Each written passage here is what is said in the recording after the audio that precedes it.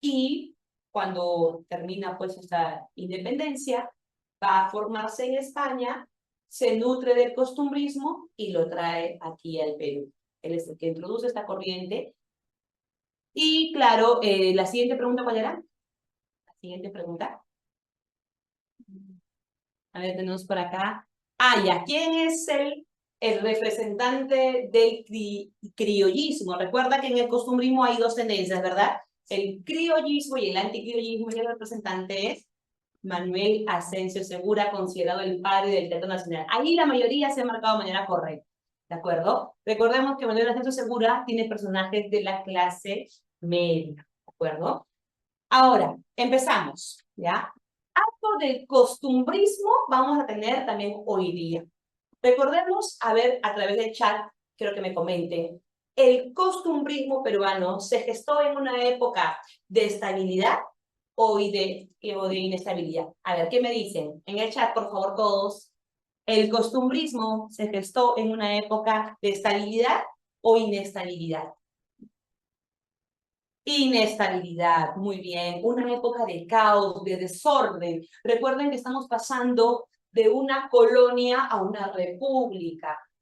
No hay tampoco una buena clase dirigente. Los militares pelean por el poder, la desazón de las personas, porque una cosa es la esperanza de una independencia y otra cosa muy diferente, la realidad. Sabemos que por muchos años pues va siguiendo esclavitud, la condición en la que viven los indígenas, y también, por supuesto, el tema de los nuevos valores que se van forjando. Aparecen las ñacatitas que se ponen de moda, dijimos, aparecen los Don Alejo. Gracias. Entonces, todo esto es parte de esa etapa bastante convulsionada, ¿de acuerdo? Pero cuando llega la estabilidad, cuando llega un poco el momento de tranquilidad, al menos de manera aparente, no es hasta los años 1840, la década de los 40, surge un hecho importante, la prosperidad falaz. Eso lo han trabajado en historia, ¿verdad? La prosperidad falaz. A ver, jovencitos, ¿de qué trata? Cuéntenme. ¿Cuánto tiempo dura? Nútranme, por favor, porque ustedes están más actualizados en historia que yo. ¿De acuerdo? A ver, desde 1845 hasta el 71. O sea, estamos hablando de casi que 26 años, ¿ah? 25, bueno, ponle 30, ¿de acuerdo? Donde el Perú exportaba guano, era un fertilizante para pues la cosecha de otros lugares, alimentar a los animales. Entonces, gracias a esas exportaciones de guano que costaban carísimo, el Perú llegó a un punto de estabilidad económica. Y ese inicio coincide con el gobierno de Ramón Castilla. Tiene dos gobiernos, justamente el primero inicia en el 45, por eso ponemos como referente el gobierno de Ramón Castilla, ¿de acuerdo? Ahora, ¿por qué? Muy bien, Ivette lo dice todo, malgastamos el dinero, claro, si el Perú tiene platita, entra platita, ¿qué es lo que hacemos la mayoría de peruanos? Justo ayer acá en Bones estamos todos contentos, ¿no? Porque y como mucha gente en el Perú, ¿no? Que bueno, está en la formalidad, lamentablemente no todos pueden, pero la mayoría cobra su gratificación, ¿no? Entonces, ¿qué hacemos cuando hay platita, alumnos? ¿Qué hace tu mamá? Compra cositas, ¿sí o no? Mira, ya me compró mi arete. Ahí está, mira. Ah, cuando hay platita uno se da sus lujos, ¿sí o no? Me compra mis aretes. También me compré una gorrita ahí, porque hace frío. Ya, entonces, esto no se puede, o sea, ya, entonces, ¿qué pasaría si ya se me acabó la gratis y yo sigo gastando? ¿No? No, como que plata hay, no plata hay, sigo con esta filosofía de que hay plata, ¿no? Voy a comprar mi reloj, mi cartera, mi pulsera, mi niño, obviamente gasto más de lo que tengo. Es lo que pasa casi siempre, además. Entonces, incluso muchas veces, claro, viene la deuda, ¿no? Lo que no se podía comprar porque no había, pero como hay plata que está entrando, lo pago en cuotas. Entonces, es una prosperidad falaz porque finalmente se gasta más de lo que entra y en un momento de crisis, y así con crisis recibimos la guerra contra los chilenos, ¿de acuerdo? Eso es una época que al final termina con deudas, un país en pobreza, ¿verdad? Pero bueno, mientras que dure, todo está bonito. ¿Qué se hizo con esta plata, Lunito? Como siempre, cuando hay plata, ¿qué es lo primero que ingresa? Pagarle a los trabajadores del Estado, ¿no? Todos los gobernantes, los congresistas se subieron el sueldo, los militares, el presidente les aumentó el sueldo. Este es un punto importante, ¿no? Porque de alguna manera ya los militares están tranquilos, ¿de acuerdo? Esto va a permitir entender mejor este concepto de estabilidad, ¿no? Económica, política, social, muy bien, claro, acabar con la esclavitud. Es una época de aparente estabilidad. ¿Ya? ¿Y por qué lo menciono? Porque de alguna forma esto va a estar vinculado con la literatura. Como no hay, digamos, un momento duro, doloroso, aparentemente, la literatura no expresa eso tampoco. Qué diferente es la literatura que continúa el romanticismo, pero veremos después, cuando estuvimos en la guerra con Chile y cómo nos dejó la guerra, ¿no? Las consecuencias nefastas de esta guerra. Entonces, esto sí va a impactar también en la literatura, ¿no? Los autores son más duros, más críticos de la realidad, buscan culpables, porque es otro el contexto.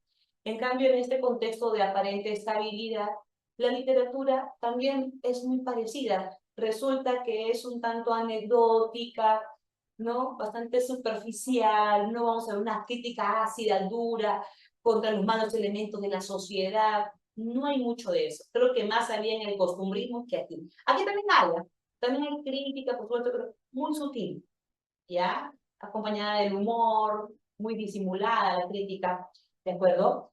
Por el momento en el que estamos viviendo. Ahora, es un movimiento de aparición tardía, porque si digo que el romanticismo en el Perú se contextualiza en los años 40 del siglo XIX, llega tarde, porque tú sabes que el romanticismo en Europa surge a fines del siglo XVIII, perdón, sí, XVIII, 1770. Entonces, mientras que en Europa surge tarde, en fines del siglo XVIII, en Perú llega de manera tardía. Y tiene las mismas características del romanticismo europeo, porque es de carácter imitativo. Si el romanticismo europeo, que se inicia en Alemania, en Francia, luego en Alemania, Inglaterra, y luego en otros países, era subjetivo, pues en el Perú también va a predominar la subjetividad, la prevalencia de los sentimientos, ¿no? El tema de lo sentimental. Se idealiza el pasado. ¿Te acuerdas que decíamos que un romántico, o para un romántico, todo tiempo pasado fue mejor, ¿no? Igualmente, este romanticismo va a exaltar el pasado. Pero ojo, no va a exaltar el pasado como de repente lo hacen los realistas, ¿no? Mira, desde épocas pasadas vienen abusando de nosotros, mira, corrupto tras corrupto, mira lo que dejó España. No, no, no. No con ese ánimo de criticar, no con ese ánimo de sancionar, de culpar. No, se idealiza el pasado. Es decir, eh, se cuentan anécdotas graciosas, ¿no? Y no hace una crítica, no deja una enseñanza, alguna lección, no hace una reflexión crítica, ¿de acuerdo? Y el carácter es imitativo, especialmente porque se imita a los escritores españoles, ¿ya? Justo hay un poema de Carlos Augusto Salaverry, él es un poeta, ¿de acuerdo? Cartas a un ángel es un libro de poesía.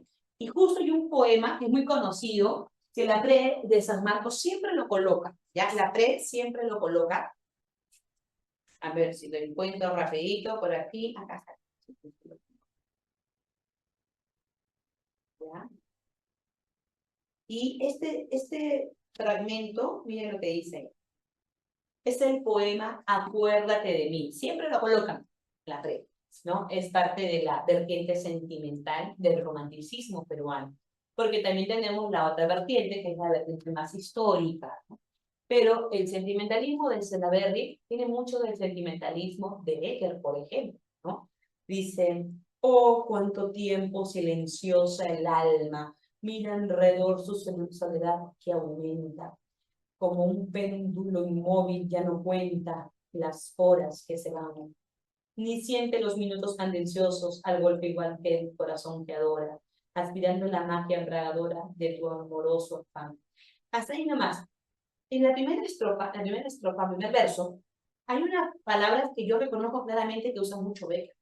Silenciosa Yanis, ¿no? ¿Cómo cuánto tiempo silenciosa Yanis? No sé si tú te acuerdas del poema de la rima que decía del salón en el ángulo oscuro de su dueña de vez olvidada, silenciosa y cubierta de polvo veías el arpa. Más adelante dice, ¿cuántas veces el genio así duerme en el fondo del alma? Entonces, hay un léxico muy parecido a ella, o sea, pareciera que, o sea, la verdad, digo, ella, mento, ¿no? Dice acá, mi recuerdo es más fuerte que tu olvido, mi nombre está en la atmósfera, en la brisa, y ocultas a través de tu sonrisa lágrimas de dolor, pues mi recuerdo tu memoria salta, y a pesar tuyo, por mi amor suspiras, y hasta el ambiente mismo que respiras te repite mi amor. Oh, cuando vea en la desierta playa, con mi tristeza y mi dolor a solas, el vaivén incesante de las olas, me acordaré de ti. Cuando veas que un ave solitaria cruza el espacio en moribundo vuelo, buscando un nido entre la mar y el cielo, acuérdate de mí. Y esa es la introducción de Beck. Incluso Beck tiene un poema que dice, hay un abismo que al cálculo, entre el mar y el cielo hay un abismo que al cálculo resista, o sea, aquello que no podemos conocer. Pero esa impresión entre el mar y el cielo, el hecho de hablar de referencias del ave, ¿no? Y tratando de proyectarse en el ave solitaria como se encuentra él. Entonces, es un estilo ya romántico que ya se ha visto. Entonces, si dijimos que en España, España imita a autores alemanes, ingleses, también es de carácter imitativo, nosotros los peruanos también imitamos a los españoles, o sea, no somos imitación de imitación. Pero mi disculpe, ¿no? Pero se supone que ya estamos en la etapa republicana, ya no estamos en la etapa colonial para seguir modelos españoles, sí, pero igual, nuestra literatura sigue muy ligada a España, ¿de acuerdo? Lo vimos en el costumbrismo, donde hay influencia de la literatura española, y también en el romanticismo hay influencia de la literatura española, hay una imitación. Ahora, ¿cuándo termina con esta influencia o cuándo podemos encontrar eh, digamos, cuándo podemos encontrar un poco un alejamiento de la literatura española? A ver si me están escuchando. ¿Dónde ya vemos un alejamiento de la literatura española?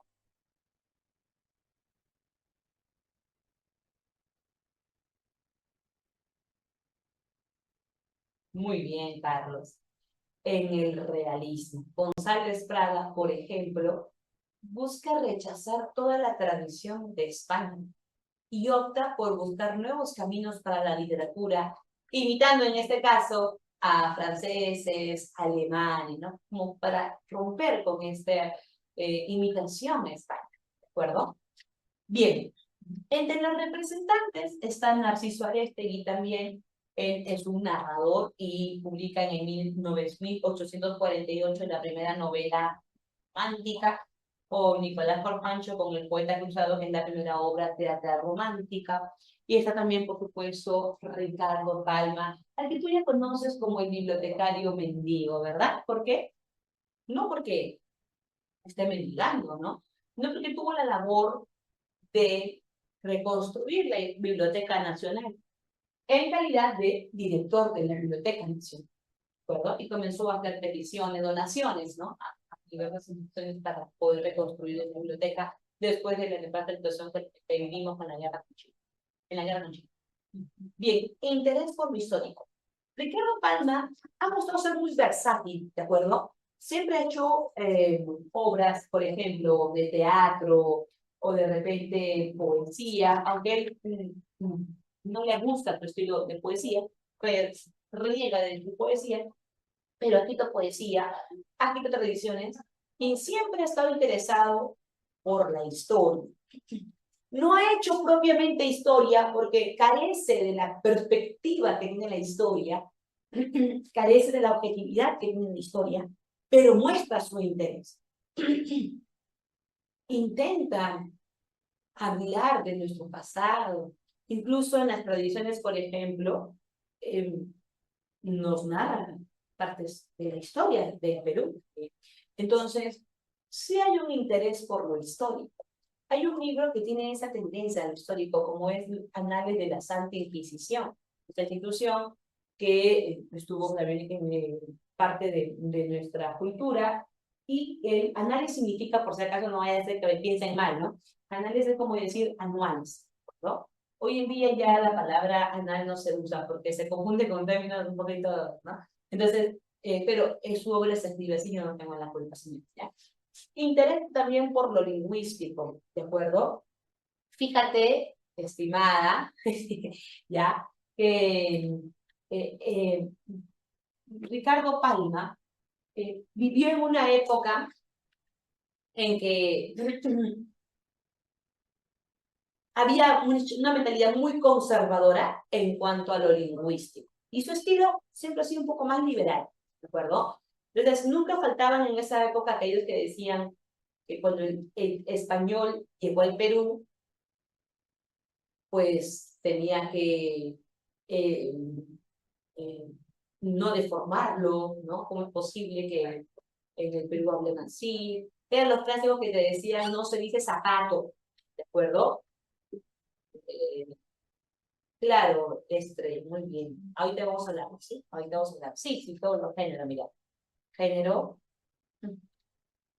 lírico, género épico y género dramático. Son todos los géneros, ¿no? Ya me perdí. Estamos hablando estamos hablando de qué estamos hablando. Ah, ya. De que eran los típicos que decían no se dice zapatos, no zapato, ya. Era algo muy normal en su época. Incluso, tal vez tú ya no lo has vivido, pero yo sí lo viví. Soy un poquito más antiguo que tú, un poquito nada más. Cuando yo era niña, me acuerdo que tenía una profesora que era bien viejita, no estaba más para allá que para acá. ¿Ya? Y siempre, o sea, era de otra época, me refiero. Entonces, para ella es normal corregirnos, nos decía, no se dice Cecilia, se dice Cecilia, tenemos que respetar las reglas de España. Era muy, muy hispanista, ¿ya? Y más o menos ese tipo de mentalidad tuvo que enfrentarse Ricardo Pan, porque para él, pues, la lengua, y hasta el día de hoy tú sabes, te llegó a tu clase de lenguaje, ¿no? La lengua no es estática, la lengua es más o menos fija, pero tiende a variar, es parte de la evolución de la lengua, ¿no? Entonces, él decía, ¿cómo vamos a decir que la palabra puna está mal? No está mal. Que en España no se usa porque no existen punas, no significa que acá no exista, porque acá sí existen punas. Entonces, él comienza a defender los términos que se usan en América, que en un inicio fueron criticados, sentenciados, pero luego, hoy en día, forman parte de nuestra norma, porque ya sabemos, gracias a esos errores que, entre comillas, se conoce al inicio, con el paso de los años, esos errores son los que demuestran que la lengua está en evolución, ¿no? Todo cambia. O sea, en un momento puede ser errores, pero tanto se difunde un uso que luego pasa a ser parte de nuestra norma, ¿no? Es parte de la variabilidad de la lengua, es muy lingüística. Bueno, entonces escribe obras de carácter filológico, ¿no? Están terminados, interesados en la lingüística. Y tradiciones peruanas. Dice, es una especie híbrida. ¿Qué quiere decir? Que mezcla algo. Pero antes, es muy discutible decir que Ricardo Palma es el creador de la especie llamada tradición. Sí se puede decir que él es el que mejor lo ha trabajado. La no lo señala como el creador, ¿de acuerdo? Pero ¿qué es una tradición en sí del plano literario? Es una especie, ¿de acuerdo? El género es épico porque son relatos. Cuando tú relatas algo que ha sucedido, eso se llama género épico, ¿de acuerdo? Entonces, una tradición es una especie del género épico, ¿de acuerdo? Que combina lo histórico con lo ficcional, ¿de acuerdo? Combina hechos históricos con asuntos ficcionales, ¿no? Por ejemplo, que un diablo se te presentó y te le vendiste tu alma al diablo o tu almillo. Es algo ficcional, y claro, es más o menos la tendencia de esta tradición. ¿Ya? Ahora, las tradiciones peruanas específicamente se consideran una especie híbrida. ¿Por qué? Porque tienen algo de romanticismo, leyenda romántica, y tienen algo de costumbrismo, la corriente que vimos la semana pasada, ¿de acuerdo? Algo de leyenda romántica porque va a ir al pasado, leyenda, lo que la gente dice, lo que la gente cuenta, ¿ya? Cuando yo era niño, la gente, o las viejas, cuando iban a comprar algo y preguntaban por el precio y les parecía muy caro, las viejas decían, ¡ay, que cuesta tanto como el alacrán de Fray Gómez! Hoy, querido lector, te voy a explicar de dónde viene esa frase. Entonces, lo que está haciendo el autor es ir al pasado para recordar algo y poder contarte una anécdota. Porque las tradiciones peruanas son esos relatos que, valga la redundancia, retratan, cuentan, narran una anécdota. ¿De acuerdo? Pero esa anécdota primero tiene algo del pasado, van a explicar algo que ocurrió, algo que decía la gente, ¿de acuerdo? Ahí está lo romántico en esta obra, ¿no? El recurrir al pasado. Y también tiene algo de costumbrismo, porque así como el costumbrismo muestra la forma de ser de la gente, de Lima, de esa época, así como el costumbrismo, para demostrar mejor cómo la gente utiliza el lenguaje que era propio de la gente, igualito vamos a ver acá. Acá también Palma va a describir cómo era la gente del Perú, por favor, ¿de acuerdo? En ese pasado.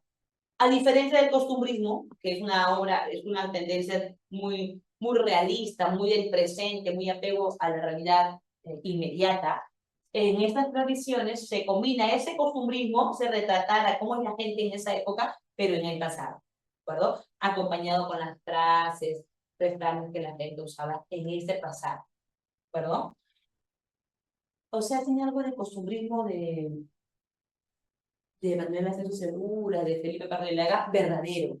De hecho, en Palma, a través de sus reuniones peruanas, podemos notar un poco de el anticriolista Felipe Pardo y Aliaga, cuando notamos, por ejemplo, su ánimo de ser burrón, ¿ya? Su ánimo de hacer una crítica, de hacer una sátira, y un poco de Manuel Ascenso Segura. Porque vemos en esas tradiciones el lenguaje criollo, los giros, las frases populares, los refranes, los dichos, que también usaba Manuel Ascenso Segura, ¿no? ¿Te acuerdas? Ah, ven la paja en ojo ajeno y no ven la vida en su ojo. Es una frase popular. Vaya y llene su poroco con agua de otra vasija. Ya, vaya y llene su vasija, perdón, con agua de otro poroco. Son frases que en su época eran muy comunes, como lo que hoy diríamos, pues, no sé, perro que ladra no muerde, a caballo regalado se le envían los dientes. En esa época se usaba mucho eso, en el costumbrismo. Y Ricardo Palma tiene ese estilo de Asensio Segura y de Felipe Pardo y Aliaga, ¿de acuerdo? Entonces, las tradiciones peruanas son relatos que tienen algo de historia, algo de ficción, y combinan la leyenda romántica del pasado, ahí está lo romántico, pero también algo de costumbrismo, el cuadro costumbrista, porque nos presenta, nos retrata, nos dibuja cómo eran las personas en esta época, cómo hablaban, qué frases se empleaban, ¿de acuerdo? Y son, dice, 400, bueno, el número es irrelevante, en verdad, solamente te lo pongo para que entiendas cuántos relatos son bastantes. En esta etapa universitaria no podíamos leerlo todos, pero sí algunos, lo más relevante, o lo que nos pide la PRE, por lo menos, ¿de acuerdo? Son 455 que Palma comenzó a escribir a lo largo de muchos años. Si no me equivoco, la primera fue en el año 1850, o sea, 50 alumnos, y la última fue en 1915, me parece, o sea, casi 65 años, toda su vida, escribiendo estas tradiciones. Muchas se contextualizan en la colonia, ¿no? Algunas en el internato, otras en la república, pero la mayoría está en la colonia. Por eso José de la Ribagüero lo llamó a Palma, lo llamó como un nostálgico de la colonia, como que si quisiera regresar a la etapa colonial, ¿de acuerdo? Eso es lo que nos muestra, en este caso, José de la Ribagüero sobre Palma, ¿de acuerdo? ¿Y cómo es el estilo? Bueno, el estilo de las tradiciones peruanas es que Palma parece que te conociera, ¿ya? hay cierta complicidad contigo, ¿ya? Es como si te estuviera hablando, te estuviera conversando de una manera muy amena, ¿de acuerdo? De una manera muy amena. Ya son 10:30, ya vamos a una pausa y venimos con lo que es el estilo y algunas tradiciones. Gracias, chicos.